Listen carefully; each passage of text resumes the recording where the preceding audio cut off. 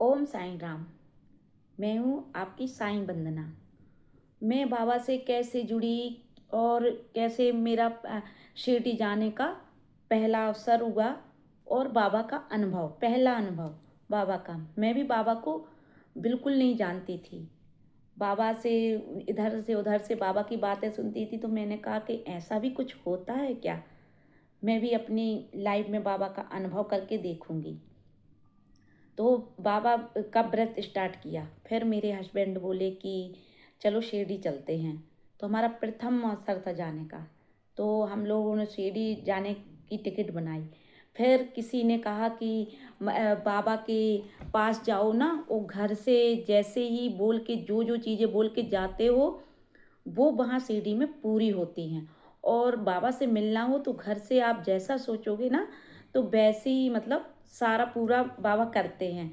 तो हमने भी कहा कि चलो चले देखते हैं अनुभव मेरे साथ होता है या नहीं होता है। तो प्रथम अवसर था जाने का, फर्स्ट टाइम मैं जा रही थी। तो बाबा से ऐसे ही बोला कि बाबा, मैं देखना चाहती हूँ कि आप शिरडी में सभी को मिलते हो, तो क्या आप मुझे भी मिलोगे? तो आप मिलोगे तो मैं कैसे अनुभव करूँगी कि आप ही हो? तो मैंने कहा बाबा, मैं शिरडी आ रही हूँ, आप मेरे सिर पे हाथ रख के आशीर्वाद देना। और मैं कुछ नहीं, और मैं शॉल भी ले जा रही थी बाबा के लिए। तो मैंने कहा बाबा, ये शॉल आप ना पूरा वो करना, मतलब मंदिर में क्या करते हैं, टच करके दे देते हैं। बाबा की समाधि को टच किया और दे दिया। तो पंडित जी लोगों को हम लोगों ने शॉल दिया, तो पंडित जी ने बढ़िया ओपन करके और पूरा बाबा को चढ़ाया। वो 2 मिनट तक चढ़ा रहा, फिर उठा के उन्होंने वापस कर दिया। तो मेरा ये पहला अनुभव सफल हुआ कि मैंने बाबा से जो बोला था, बाबा ने बहुत अच्छे से स्वीकार किया। फिर 1 दिन हो गया, 2 दिन हम लोग रुके हुए थे, 2 दिन के लिए। 2 दिन हो गया, अब आने का टाइम हुआ। तो मैंने कहा बाबा, मैं तो जा रही हूँ और लोग कहते हैं कि मतलब वहाँ जो बोल के जाओ तो ज़रूर होता है, बाबा मिलते हैं। तो बाबा, अभी तक तो आशीर्वाद आपने दिया नहीं मेरे सर पे, तो हाथ आपने हाथ रखा ही नहीं।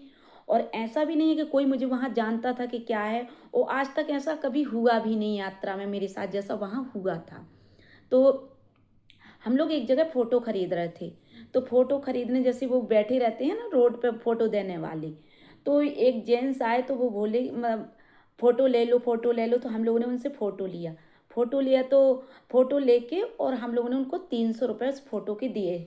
2 फ़ोटो लिए थे बाबा की बड़ी बड़ी। तो 300 रुपये दिए। तो 300 रुपये दे के वो हम लोग जाने लगे। तो उनका भी कुछ नहीं था कि मतलब पूरे पैसे नहीं दिए कि क्या है क्या नहीं है। उन्होंने जो बोला था हमने दिया। लेकिन वो बोले रुको, इधर मेरे 10 रुपये और दो मुझे। तो मैंने कहा 10 रुपये क्यों दूँ? क्यों? हमने तो पूरे पैसे दिए हैं जो आपने बोले थे। तो बोले नहीं, मेरा हक है तुमसे 10 रुपये लेना। तो मेरे हस्बैंड ने कहा कि देखते हैं चेंज है कि नहीं है। तो ऐसा हमने कहा बाबा साईं सच्चरित्र पढ़ के भी गए थे। हमने कहा बाबा कभी कभी बोलने लगते ना कि हम अपने बच्चों से दक्षिणा लेते हैं। तो मेरे हस्बैंड ने 10 रुपये दिए। तो उन्होंने दिए और उन्होंने लिया तो सर पे हाथ रख दिया कि ओम साईं राम, और साईं बाबा आपकी सारी मनोकामना पूर्ण करे। तो उस टाइम पे तो मुझे कुछ भी याद नहीं था, कुछ नहीं। मैं बड़ी खुश हुई हंस के, और मेरे बच्चे के सर पे हाथ रखा, मेरे हस्बैंड के सर पे हाथ रखा। तो मतलब ऐसे एक फ़ोटो देने वाला बेवजह सर पे हाथ क्यों रखेगा? तो ऐसे सर पे हाथ रख के फिर मैं वहाँ पे आई, अपने रूम पे आई। तो रूम पे मैंने बोला बाबा ने ना मुझे सर पे हाथ रख के आशीर्वाद नहीं दिया, और हम घर से बोल के आए थे। तो अचानक ही एकदम से मेरे हस्बैंड बोले, अरे उन्होंने तो रखा था सर पे हाथ।